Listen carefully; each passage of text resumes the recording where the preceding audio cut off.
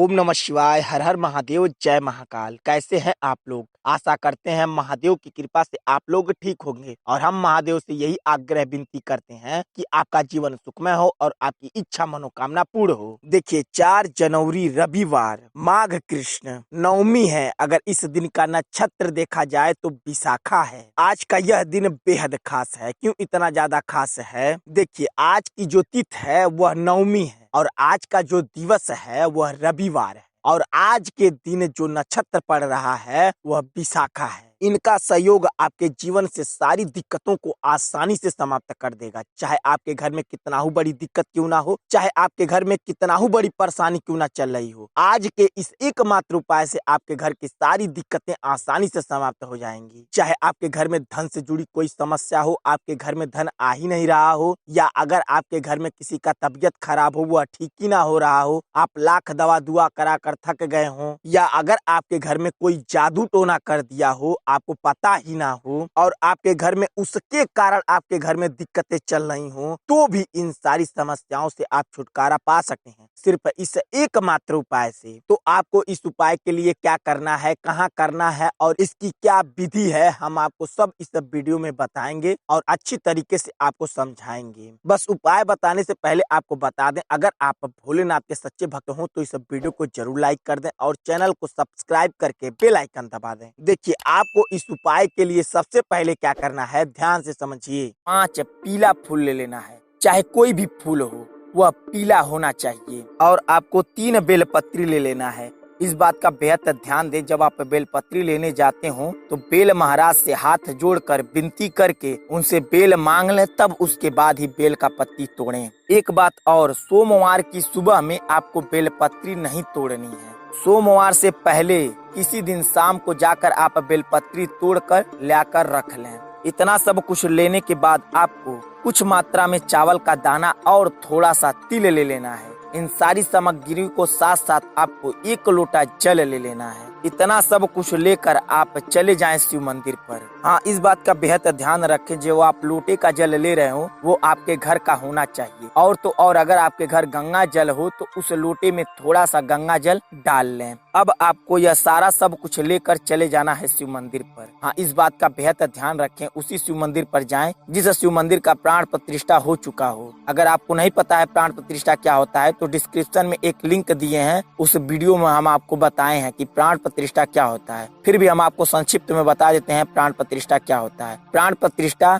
उसी मंदिर का किया जाता, जब मंदिर बन के तैयार हो जाता है और उसमें मूर्ति की स्थापना होती है तो सबसे पहले प्राण प्रतिष्ठा होता है, उसके बाद ही उस मंदिर का पूजा पाठ किया जाता है। अब आपको शिवलिंग के सामने बिल्कुल बैठ जाना है। जब आप मंदिर पर जाएं तो सबसे पहले घंटी को बजाकर और शिवलिंग के सामने बैठ जाएं। इस बात का बेहद ध्यान रखें, जब आप शिवलिंग के सामने बैठ रहे हो तो आपका मुख बिल्कुल पूरब की दिशा की ओर होना चाहिए। अब आपको हाथ जोड़कर आंख बंद करके 21 बार ओम नमः शिवाय का जाप करना है। जाप करने के बाद आपको 5 फूल पत्ती लेना है, 5 फूल ले लेना है और 1 फूल ओम नमः शिवाय का जाप करते हुए आपको शिवलिंग के ऊपर रख देना है और 1 फूल ओम नमः शिवाय का जाप करते हुए आपको अशोक सुंदरी की जगह रख देना है और 1 फूल ओम नमः शिवाय का जाप करते हुए शिवलिंग के बिल्कुल सटाकर दक्षिण साइड रख देना है। फिर भी ओम नमः शिवाय का जाप करते हुए आपको 1 फूल बिल्कुल आपको उत्तर साइड रख देना है। अब आपके पास बचेगा सिर्फ 1 फूल। उस फूल को दोनों हाथों के बीच में रखकर हाथ जोड़कर ओम नमः शिवाय का जाप करते हुए आपको अपने लोटे में डाल देना है। अब आपको 2 बेलपत्री उठाना है। 1 बेलपत्री ओम नमः शिवाय बोलकर शिवलिंग के ऊपर रख दें, 1 बेलपत्री ओम नमः शिवाय बोलकर अशोक सुंदरी की जगह रख दें। इतना सब कुछ करने के बाद आप काला तिल और थोड़ा सा चावल का दाना लेकर हाथ जोड़कर अपने दोनों हाथों के बीच में रखकर हाथ जोड़कर ओम नमः शिवाय का जाप करके आपको थोड़ा सा शिवलिंग के ऊपर रख देना है और थोड़ा सा अशोक सुंदरी की जगह रख देना है और उसी में से थोड़ा बचाकर आपको लोटे में डाल देना है। इतना सब कुछ करने के बाद आप जो कुछ भी लेकर गए हो अपने साथ, इसके अलावा जो हम आपको सामग्री बताए हैं उसके अलावा जो कुछ भी लेकर गए हो आप शिवलिंग पर चढ़ा दें। उसके बाद आप अंत में लोटे का जल शिवलिंग पर धीरे धीरे डालना है इस बात का बेहद ध्यान रखें, जब आप लोटे का जल शिवलिंग पर ढाल रहे हो तो आपको श्री शिवाय नमस्तुभ्यम का जाप करना है। और कब तक जाप करना है? कम से कम 11 बार आपको जाप कर लेना है और लोटे का जल बिल्कुल धीरे धीरे गिराना है। अंत में आपको थोड़ा सा लोटे का जल बचा लेना है।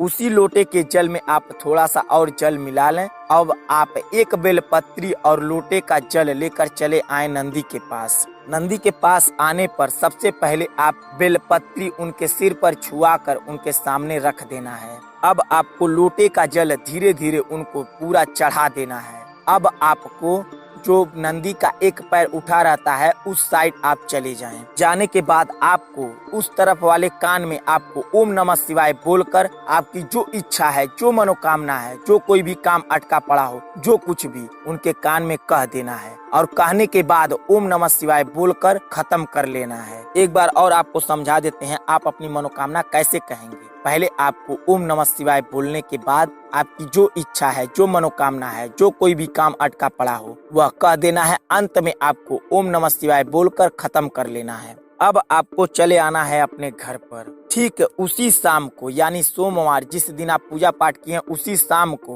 होती है। जैसे ही सूर्य देवता डूब जाते, इस बात का बेहद ध्यान दें, जब सूर्य देवता डूब जाते हैं तो लालिमा छाई रहती, वह लालिमा खत्म ना होने पाए उसी समय आपको लेना है लाल चंदन और आपको थोड़ा सा शहद लेकर चले जाना है शिव मंदिर पर और एक दीपक ले लेना है और आपको एक बाती ले लेना है और शुद्ध तिल का तेल ले लेना है। अगर तिल का तेल ना हो तो अपने घर का सरसों का तेल भी ले सकते हैं। हाँ, वह सरसों का तेल साफ सुथरा होना चाहिए। इतना सब कुछ लेकर फिर उसी मंदिर पर चले जाना है जिस मंदिर पर आप पूजा पाठ किए हो। वहाँ पर जाने के बाद आपको लाल चंदन और शहद को अच्छे से मिला लेना है और शिवलिंग को अच्छे से उससे लेपन कर देना है। इस बात का बेहद ध्यान रखें, आप लेपन जब कर रहे हो तो आपके मन में ओम नमः शिवाय का जाप होना चाहिए। ऐसा करने से आपके मन में कोई भावना नहीं चलेगी। इतना सब कुछ करने के बाद आपको दीपक जलाकर शिवलिंग के बिल्कुल सामने रख देना है। अब आपको हाथ जोड़कर आपकी जो इच्छा है, जो मनोकामना है वहाँ पर अपने मन में दोहरा लेना है। अंत में आपको हाथ जोड़कर भूल चूक की माफी मांग लेनी है। इतना सब कुछ करने के बाद आपका यह उपाय पूर्ण होगा और आपकी जो इच्छा होगी, जो मनोकामना होगी वह शीघ्र ही पूर्ण होगा। अगर आपको यह उपाय समझ में आ गया हो तो कमेंट बॉक्स में श्री शिवाय नमस्तुभ्यम जरूर लिखें। अगर नहीं समझ में आया हो तो कमेंट बॉक्स में पूछ सकते हैं, हम आपको वहाँ भी बताने की पूरी कोशिश करेंगे। चलिए मिलते हैं आपसे अगली वीडियो में, तब तक के लिए श्री शिवाय नमस्तुभ्यम। हर हर महादेव।